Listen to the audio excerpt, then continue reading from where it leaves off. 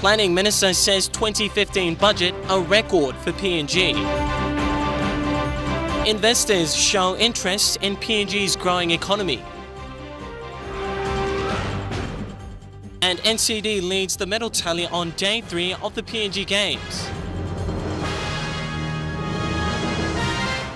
This is National EMTV News with Tokana Hasavi. Good evening and thanks for joining us. This is Wednesday's news. The Minister for National Planning, Charles Abel, today said that the 2015 budget was a record budget in the history of PNG. The government is focusing in decreasing the nation's total debt to GDP by 27% and 28% by 2015. He announced this on the FM 100's Talkback show with Roger Haofa. Also on the panel was Finance Minister James Marape, who announced that there won't be any tax increases next year. National Planning Minister Charles Abel has announced that the 16.2 billion kina 2015 budget, which was tabled yesterday, is a record budget in the history of PNG. He said it is a responsible and fantastic budget. While it is a 16.2, it is a record budget. It sticks to all our priorities. It importantly sticks to the commitment to maintain that discipline that we keep to a debt to GDP, for example, that stays below 35%. And in fact, this is a 28% debt to GDP budget because of the growing economy. And it sticks to the deficit projections as well. He said the budget is all about empowering and delivering services to the people on the ground, especially in the rural areas. 150 million kina has been given to National Development Bank, where 50 million kina is for the Small and Medium Enterprise Program. 200 million kina was given to BSP for the housing scheme. He encouraged PNG citizens who have commercially sound projects to write proposals and apply for loans to these sectors.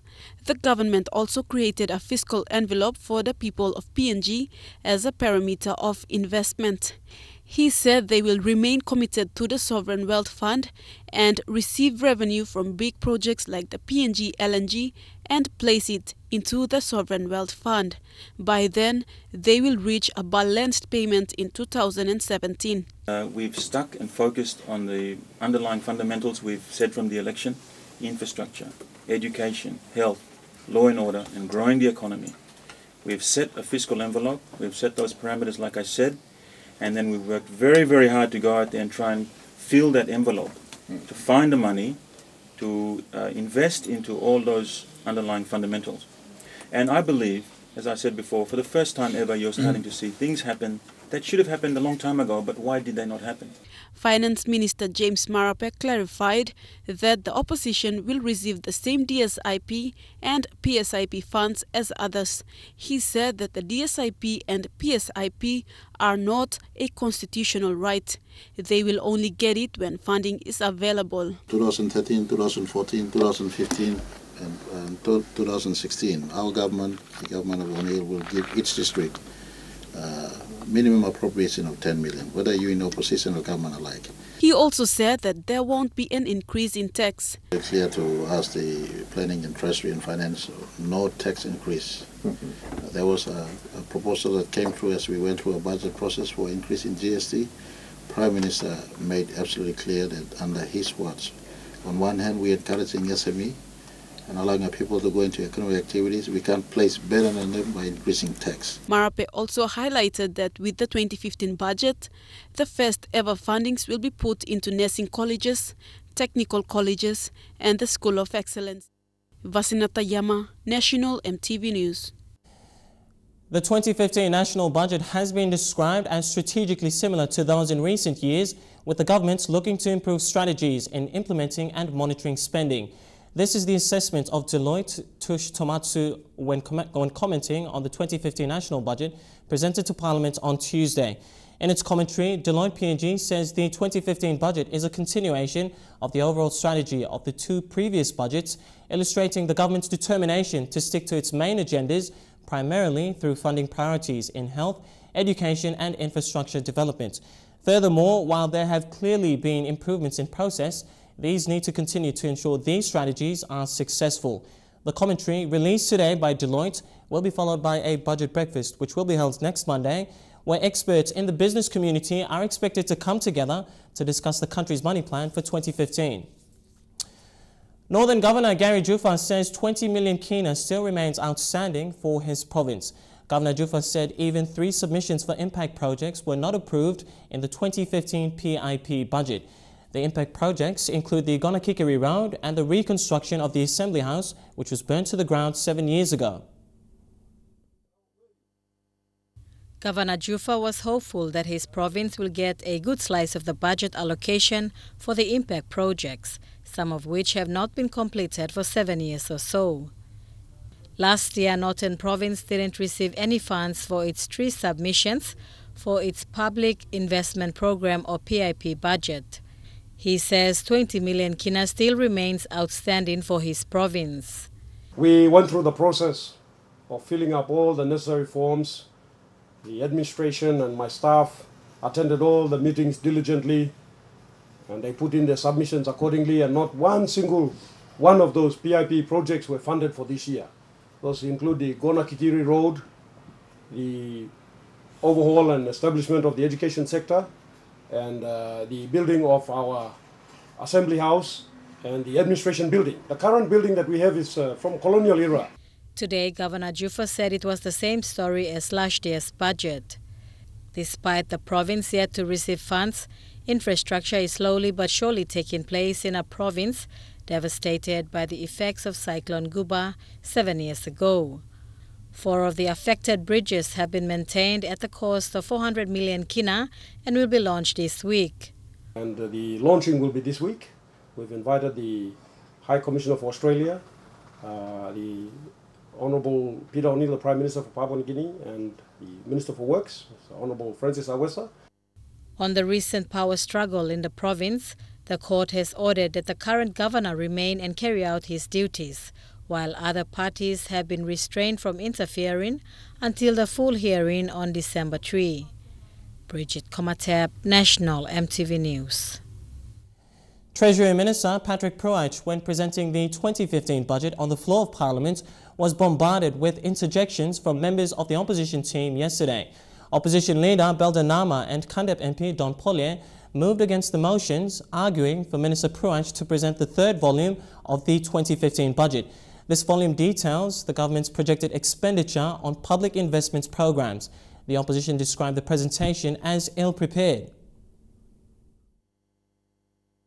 It was a packed Parliament House chamber yesterday as the public, members of Parliament and media personnel took their seats to witness the 2015 budget presentation on the floor.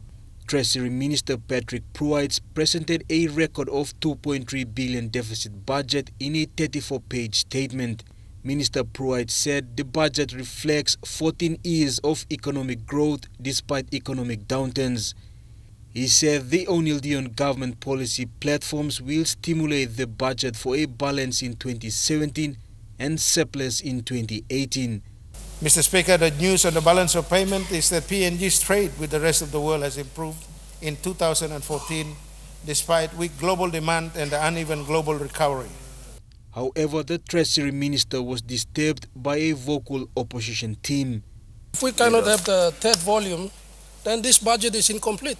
That the budget must be presented in full. If we do not follow the tradition, something is wrong. We continue to break the laws of this country, Mr. Speaker. The government presents the budget, it presents the budget in full to both the government and opposition sides of the House. We have volume number 1, and the Honourable Treasurer is now on to page 15, which is halfway through the speech. And we like to have the full budget to look through along with this speech, Mr. Speaker. And I ask that if the government does not have the budget ready, can they go back and prepare it properly for this Honourable House to look at the full budget of the country? Thank you, Mr. Speaker. The opposition declined to move motions in the 2015 budget, claiming the government was not prepared to present the budget. Mr. Speaker, I move that Parliament take note of the budget papers that the Treasurer presented, and that Order, please. And that the papers be supplied to the opposition, Honourable Opposition Leader's office and the members of this House. Speaker Theo Zironok meanwhile advised the opposition that a week will be given to respond to the budget and the third edition of the budget be printed and presented to the floor. Jack Lapava Jr., National EMTV News.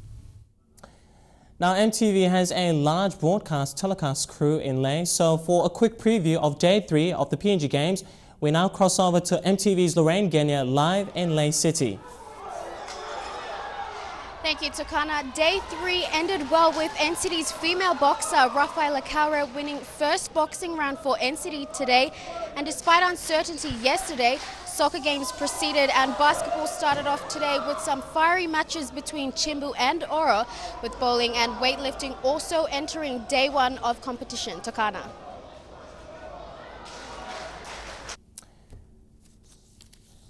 Now, yesterday you mentioned the delay in collating results for the medal tally. Has there been any progress since?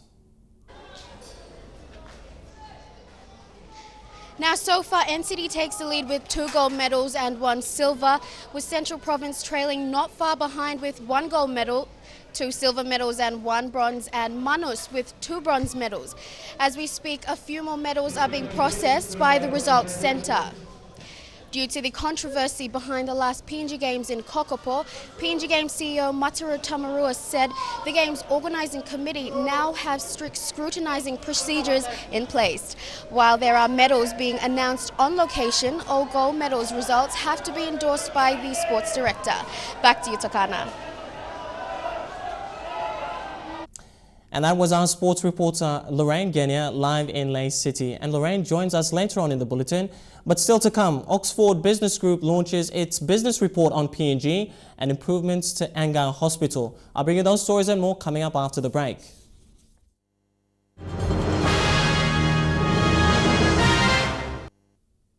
Good to have you back with the news. With the growth in the country's economy and interest from around the world, many companies and individuals are looking at investing in the country's growing business sector. Oxford Business Group today launched their 3rd consecutive report based on PNG's business sector and the different sectors that will help individuals and companies understand business in PNG. Oxford Business Group, a global publishing, research and consulting company, launched the 3rd consecutive report based on PNG's business sector.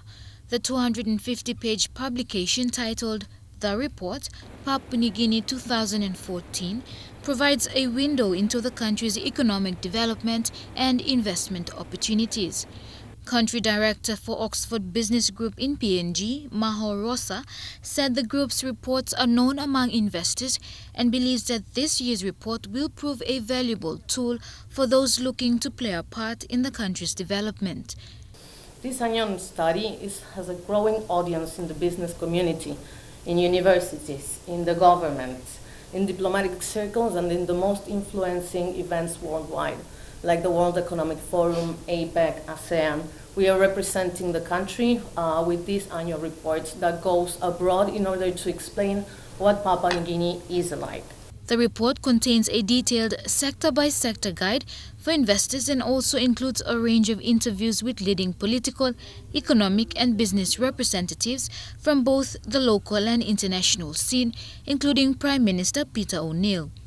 Our job is to portray a realistic picture and image of this country for what's good for and what still needs to be achieved.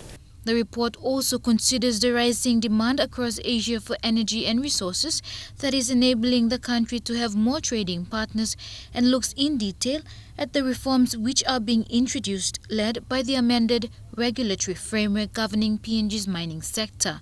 Other issues also included in the report are urbanization and the challenges the country faces in tackling poverty and redressing social imbalances. Judith Kasek, National EMTV News. The people of Namatanai in New Ireland and Gazelle in East New Britain will have access to the latest ICT technologies. This comes after an agreement was signed to establish a technology vocational centre in the New Ireland province. This will also pave the way for the ICT vocational centres to offer high-standard accredited qualifications to grade 12 students who have missed out on university placings. The government, through the Ministry of Higher Education, Research, Science and Technology, has agreed to see universities across PNG explore opportunities to deliver countrywide open campus programs. The signing took place between Minister Malakai Tabar, the network provider, with Mining Minister Byron Chan as witness. Parents have been urged to send their daughters to school. This was the call made by the Minister for Community Development, Youth and Religion during her visit to Nagum Adventist High School in East Sepik on Sunday. She said there is no excuse for parents to deprive their daughters to their right to education. Papua New Guinea has seen an unprecedented rise in gender-based violence over the years. Minister Gore is concerned about this, urging parents to uphold the rights of their daughters to education. She says a paradigm shift in the way girls are educated could reverse this trend.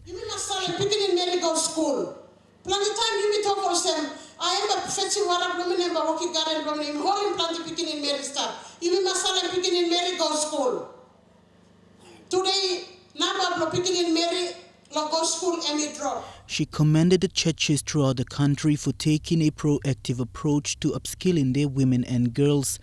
The Seventh-day Adventist gathering at Nagam, East Sepik Province is aimed at empowering women and girls with life skills. Minister Gore challenged the women to use this knowledge to sustain themselves, better still climb out of poverty. Addressing these issues, but again on the side, churches are empowering women. My department too talks about this, empowers this. She says her ministry is working closely with stakeholders to finalize the Lookout in Pikinini bill aimed at protecting children and promoting their rights. Mickey Cavera, National EMTV News.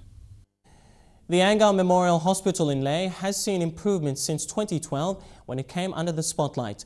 Numerous protests by hospital staff have demanded a major reconstruction after most of its infrastructures were condemned as unfit to use.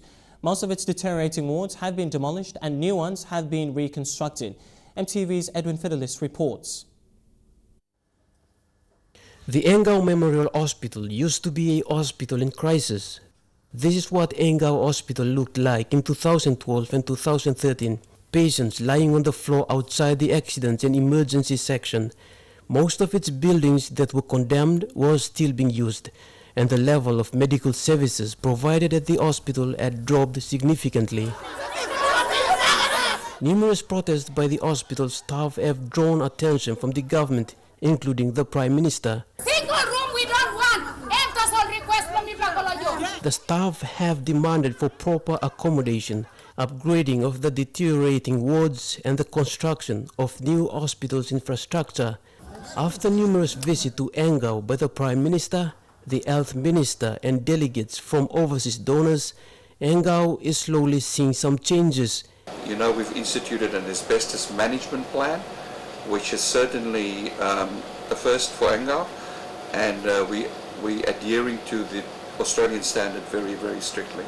Angao's acting Chief Executive Officer, Dr. Jim Abrams, says the management of Angao is looking into the future. He says the hospital seeks to provide medical services that can only be obtained overseas. Equipment is a big deal for our hospital. We have just ordered nearly 3 million kina worth of equipment, which includes ventilators, pulse oximeters, ECG machines, things for the A&E, things for the ICU, and across the board. Things for pathology, so we can do testing that we've never had capability to do before. Much of the blame has been on the former management of the hospital, who have prolonged the delay of the reconstruction for at least 2 years. In the next 2 months, the hospital expects to put 2 of its new 50-bed ward facilities to use. New hospital infrastructures are currently under construction, and new medical equipment will also arrive soon. Edwin Fidelis, National EMTV News, Leh. Look at my ability and not my disability. These were the words of children at the Calent Services Special Education Resource Centre in Wewak. They want the government to do more to recognize their rights as individuals who can contribute to nation building. People living with disability have long been marginalized in society, but there are organizations that are creating pathways for these individuals to realize their full potential. The Kalang Services Network is one such organization that has transformed the lives of these groups of people. They have been instrumental through their Kalang Special Education Resource Center. Their center in Wewak is one of 19 centers in 17 different provinces. Director Kalang Services Network Kevin Ryan expressed the needs of the network during the Universal Children's Day on Monday. We need vehicles. We need new vehicles for our work here, based in Wewak and based in Marfrig, that can take us to other centres around this province. And we are extremely short of staff housing, so we need both of these things. And we acknowledge already that the province administration has contributed generously to us over the last 2 or 3 years, and we appreciate that, and we look forward to further support from province administration and ECP over the coming years. The national government has signed a number of conventions on the rights of a child and convention on the rights of persons with disability. Minister for Community Development, Youth and Religion, Delilah Gore, wants to see that these conventions are implemented to offer accessibility and provide inclusiveness for people living with disability. She said PNG as a nation has an obligation to this convention and all stakeholders must work together to ensure it benefits those it is meant for. Mickey Cavera, National EMTV News. And now we take a look at the finance news. The kina closed unchanged at $0.393 in the interbank market, and at Bank South Pacific, your kina was buying $0.3855, $0.4382 Australian dollars, €0.3041 euro, and 44.56 Japanese yen. Looking at commodity prices at New York close, gold, coffee, cocoa, and copper all closed higher. Crude oil and copper closed lower, and palm oil closed the day unchanged. And lastly, on the stock market, the Dow Jones closed at 40 points higher. The ASX and the All Ordinaries closed the day unchanged. And in more stories making headlines overseas, religious war looming in Jerusalem, and an elderly man attacked and robbed by a man and woman in Sydney. Stay with us for the details.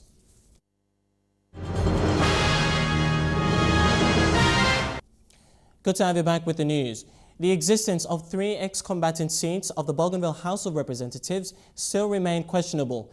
Concerned citizens in Bougainville are calling on the Momis Nisera government to clear the issue of whether these seats remain in the next House. There are concerns this might contradict the Bougainville Peace Agreement and the Bougainville Constitution that states that the ex-combatant seats are allowed only in the first House. Turning overseas now, there are fears that Jerusalem is on the brink of religious war after a gruesome attack on worshippers at a synagogue. 4 rabbis and a police officer were killed in the massacre, the deadliest attack in the city since 2008. The distorted cracks of a gun battle outside a synagogue after 2 Palestinians burst into morning prayers and launched a killing spree. We came to pray this morning. We were coming into the synagogue and we heard gunshots from downstairs. Heard 1 shot, 2 shots, and then a flurry of shots. Cousins Ghassan and Uday Abu Jamal brutally hunted Jewish worshippers with an axe, a knife and a pistol until they were shot dead by police. I hid under a table. When they came closer, I pushed it away and started running because I realized they were about to finish with the first line of people praying and we were going to be next. It was a bloodbath in a house of God. British-Israeli citizen Avraham Goldberg was among the dead. Other victims included 3 Israeli-American nationals. Their funerals were held just hours later as mourners crowded the city streets. The Palestinian leadership condemned the attacks, but Israeli Prime Minister Benjamin Netanyahu blamed Hamas for inciting violence. His security forces fired tear gas as the family home of the attackers was raided and may now be destroyed. Elderly, frail and using a walking stick to get around, an 86-year-old man was the perfect target for 2 cowardly thieves in Sydney, Australia. Disturbing security footage shows the moment a man and a woman viciously attacked the pensioner. It's as sickening as it gets. At this moment, 86-year-old Frank Carlino is fooled into thinking this woman wants to help him. She's just offered to drive him home from a Chester Hill shopping centre, but there's nothing charitable in it. The woman is working with this man, lurking in the background. They both know Frank, who is so fragile he needs a walking stick, has just withdrawn his pension money from the bank. It looks as though Frank senses something is wrong and tries to walk away, but it's too late. This was a cold, cowardly act on a defenceless person. The man strikes, a coward punch from behind and without warning. He hits the 86-year-old with such force, it knocks him off his feet and the pair moves in, while Frank's helpless on the car park floor. The woman checks the coast is clear and they empty his pockets. People should be allowed to go about their daily business every day without having to have to worry about incidents like this. In just a few seconds, the ordeal is over.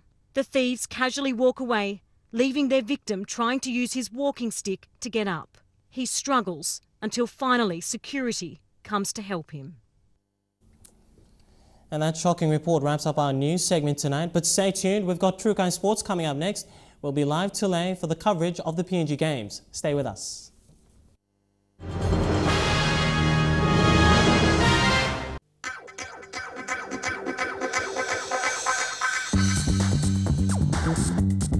True Kind Sports.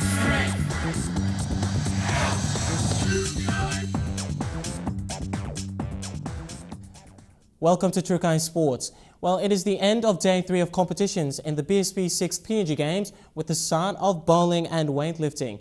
It's back to EMTV's Lorraine Genia at the Sir Ignatius Kilage Stadium in Lae. Thank you, Takana. In news, Justin, NCD has just won another 5 gold medals, bringing it to a total of 7 gold medals, while Central has also won another 2, bringing it to a total of 3 gold medals. Now, in basketball, it was an entertaining match for the audience as Chimbu put up a good fight against Ora, causing an upset in the men's division. We were at the courts just before midday. Here's how the match unfolded. Chimbu got a wake-up call at the end of the first quarter when Oro took the lead 4-2. It wasn't until 4 minutes into the second quarter that the tables turned, with Chimbu having a number of penalties work in their favour. Chimbu led 18-15. Ora struggled with maintaining their stamina as the heat began to take its toll on the players. The third quarter saw some fancy ball play, but still Ora weren't able to match Chimbu as they were tailing 25 points to 43. Chimbu's massive supporter base built the atmosphere around the Eriku basketball courts, and it was a contributing factor to their first win at the PNG Games. Despite their efforts in playing catch-up ball, Ora suffered a devastating loss, 66-31. Captain for the Chimbu Ballers, Kenneth Umare, was generally happy with today's result. Yeah, you know, the team is young. We brought a very young team, so we needed at least the first quarter to get in to the mood of playing, to the groove of our game. So I thought as soon as we picked it up, I thought we did really well. We maintained it all through the quarter. So I'm very happy with the win. 1-0 victory over Team Southern Highlands yesterday had placed them in a confident mood in their Pool C outing against a Sundown side, also coming off the back of a win. The boys from the north were placed under pressure in a tight first half with plenty of attractive attacking football on display. Jeremy Moggy reports. The first half was all Sundown, Enga unable to gain any real foothold, with the Sipik side having better possession. In the second, it was the Engans pushing forward more. But a mixture of excitement and lack of discipline did have them confused at times. When eventually settling, the Engans countered a good one-touch near the right-hand side, raising the pack stands.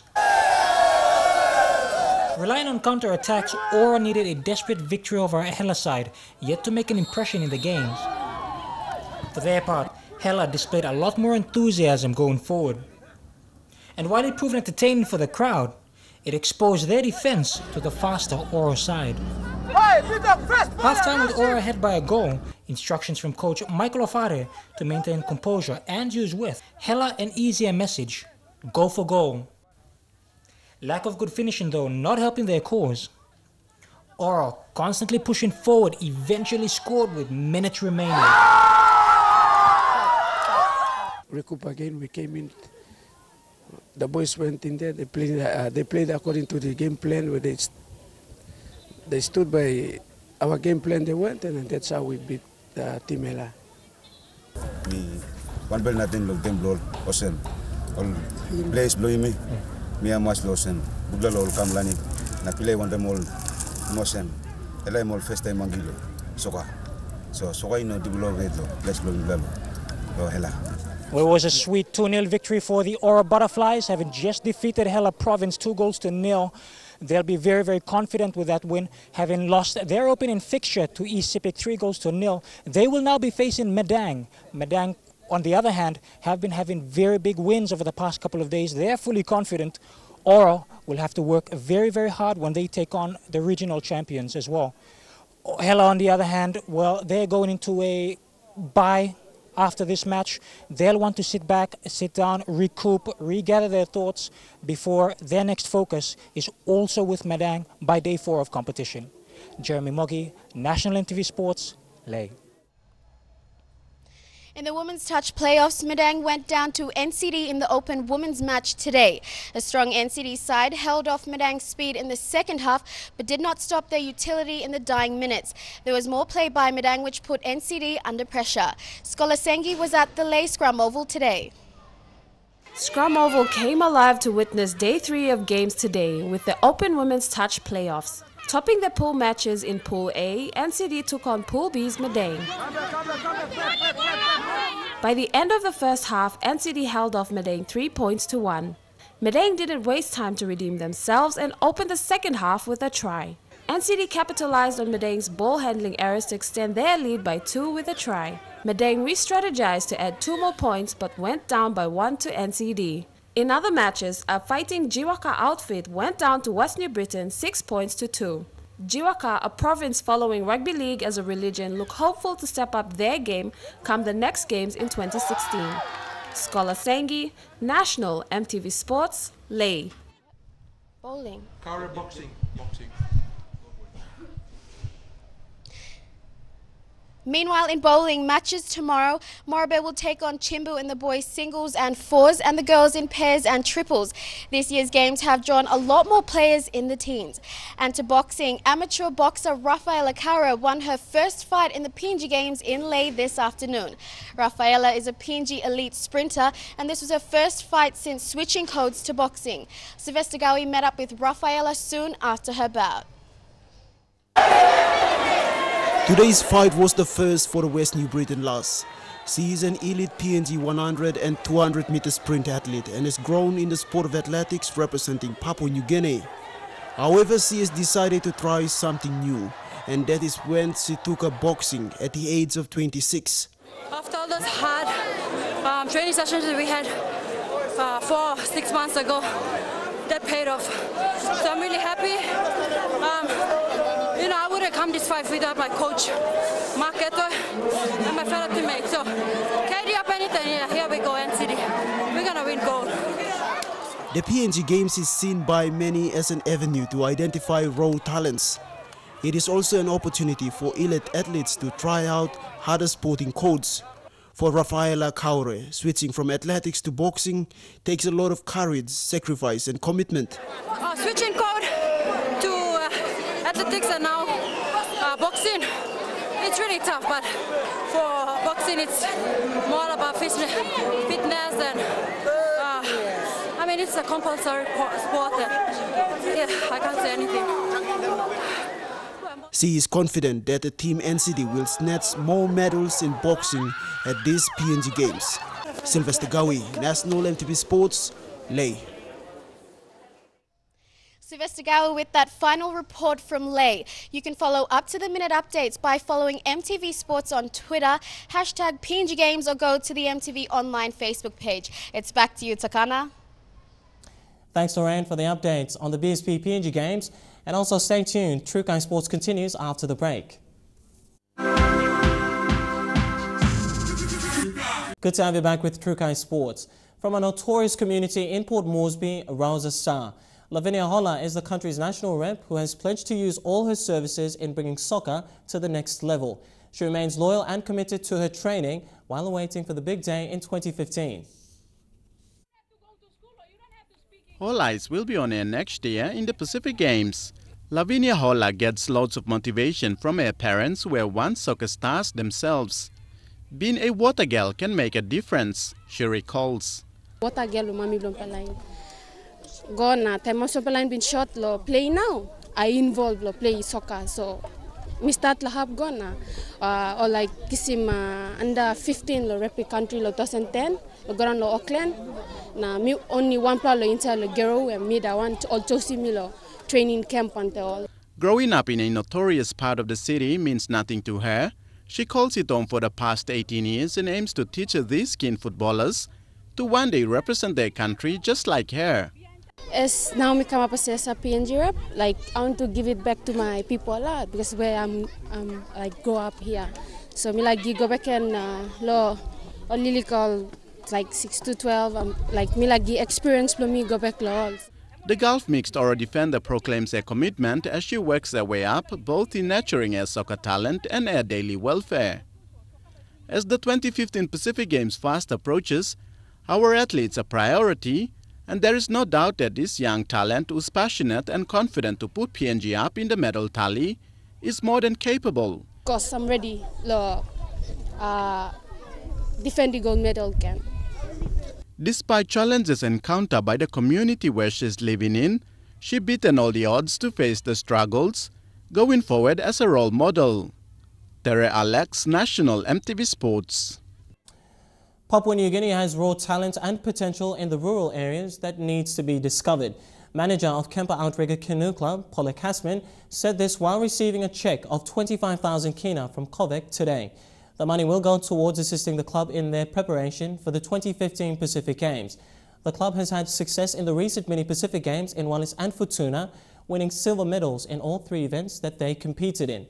There are currently 13 girls from the Kempa Club vying for the national paddling team, and Mrs. Kasman hopes they all will make it. Eric Bowen, project manager for COVEC, said they are happy to assist clubs such as Kempa because they are training grounds for young athletes. 8 nations converged on Lismore, New South Wales for the 2014 Pepsi ICC East Asia Pacific Men's Trophy. Our Barons went in as favourites after winning the previous 2 EAP trophies. Despite coming off the back of an ODI series victory against Hong Kong last week in Townsville, the side is not taking the tournament lightly. Our boys are straight up for a 3rd title and setting their eyes on the 2016 ICC World 2020 in India. So I've said that everyone's, we don't expect to roll over everyone in our region. It's just that we just have to be clinical in what we are doing, because who knows, there might be, threats in few teams. After finishing 2nd and 3rd respectively at the previous 2 tournaments, both Vanuatu and Fiji are keen to leave no stone unturned in their quest to topple the Barras. In this tournament, every team prepared for it. So, and we did prepare. I know PNG did prepare as well. He's got heaps of games that played throughout this, leading up to this. So it's going to be a very good tournament for everyone, and may the best team wins. But we will prepare for that. But the first couple of weeks here in Australia has gone really well for us. We've had a few matches that have played out the way we wanted to. There's a few things we need to fix up, obviously, before Lismore, and we got one more day to get that sorted, and hopefully everything falls in place for the Wednesday start. After the completion of the T20 event, the top 4 teams, excluding Vanuatu and PNG, who already have a place in World Cricket League, will compete in a 50-over competition for 1 spot available in World Cricket League Division 6. Whilst committed to a strong showing in the T20, Samoa and the Philippines already have one eye on the 50-over competition. The ultimate goal was to win every tournament that you go to. So it's nothing different for this one here. Obviously, the ultimate goal is to try and get entry into World Division 6. Well, they've been calling Philippines as the underdogs, but I just want to say that we're back. We're going to take some of the big teams. I think we've done well in the bowling squad. Batting was a little shaky at the start, but I think we're just getting used to the condition. Japan have looked sharp in the field in their warm-up matches and are confident of causing more than a few issues for some of their more fancied opponents. Despite filling the bottom 2 places on the standings in 2013, both Indonesia and the Cook Islands have very definite ideas about their expectations in Lismore. Matches began at 10 a.m. local time today, with all games live scored at icceap.com. Tere Alex, National EMTV Sports. Meanwhile, the Barras edged out Cook Islands in an easy 8-wicket victory win this morning. Cook Islands won the toss and were first on the bat. They got off to a good start, recording 1 for 40 runs in 8 overs, but were dismissed for 117 runs in their final over. In reply, the Barras, through Lega Siaka, scored an incredible 88 of 29 balls to cruise home as victors, hitting the winning runs in the 9th over. In an earlier match, Vanuatu sailed home winners with 6 wickets against the Philippines. Samoa won by 20 runs over Japan, while Fiji posted 88 runs over Indonesia, concluding the day. The Barras will take on Fiji tomorrow. In the third one-dayer against South Africa in Canberra, after Australia won the toss, Finch and Dave Warner got the innings to a perfect start. Steve Smith finishing the job in Australia's total of 329. Hosting two of cricket's great rivals is a rare treat for the nation's capital. Dave Warner in full flight, making the occasion even more memorable. Big blow from Davey Warner. Aaron Finch made it a double act. That's hit well, hard, all the way. As the opening partnership raced past 50, Morne Morkel landed a blow of his own, but Warner brushed that off and kept on swinging. And a long way up in the air and, yeah, all the way. Both openers reached half-centuries before Warner tried his luck one too many times. Mistimed at court. Watson chimed in with 40, but the chase for quick runs brought him undone. That's going to be out. There was no stopping Finch. After 117 balls, he brought up his 5th one-day century. Wonderful piece of batting, and look at the joy on the big man from Victoria. When Finch was deceived by de Villiers, the South African bowlers put the brakes on the Aussie assault. Smith and Marsh got the momentum back for Australia as the total passed 300. That's improvising at its best. Touted by Sam as Australia's next Test captain, Smith showed he has more than enough talent to prove those predictions correct. And that's where we wrap up True Kai Sports tonight. The weather details for the next 24 hours coming up after the break. True Kai Sports.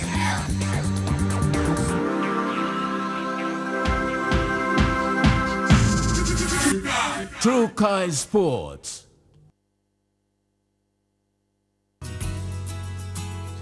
A look at the weather forecast for tonight and tomorrow in southern region. Possible evening thundery showers expected in Port Moresby. We've got fine weather in Daro, Alata and Popondetta. Cloudy with evening showers expected in Karama. In Momase, showers for Lae and Wewak and a few showers expected in Vanimore and Madang. In the New Guinea Islands, all centres fine weather except Buka to look forward to showers. And in the Highlands region, all centres cloudy with evening showers except Maltagan with showers. Before we go, quickly recapping our top stories again. Planning Minister Charles Abel says the 2015 budget is a record for PNG. Also, Oxford Business Group launches its third report on the business PNG sector. And NCD leads the medal tally on day 3 of the PNG Games.